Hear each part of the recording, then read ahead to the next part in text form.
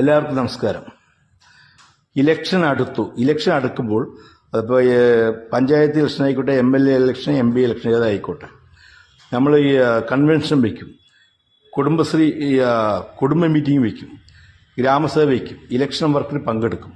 ഇങ്ങനെ പലതിനും പങ്കെടുക്കുന്ന സാധാരണക്കാർ 30% മാത്രമേ മനസ്സിൽ ഇഷ്ടപ്പെട്ടു പോകുന്നുള്ളൂ. ബാക്കിയൊക്കെ ഭയം കാരണമാണ്.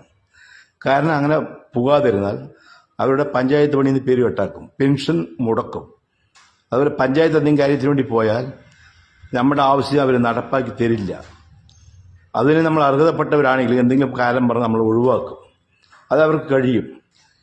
എല്ലാം പേടിച്ചിട്ടാണ് നമ്മളവിടെ ജീവിക്കണമെങ്കിൽ ഇവരുടെ ഒരു സഹായമല്ലെങ്കിൽ ഇവരെ പേടിക്കണം, വേറെ വഴിയില്ല.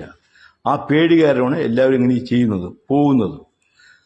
അല്ലെന്ന് പറയാൻ പറ്റുമോ? നിങ്ങളുടെ മനസ്സാക്ഷിയോട് ചോദിക്കൂ.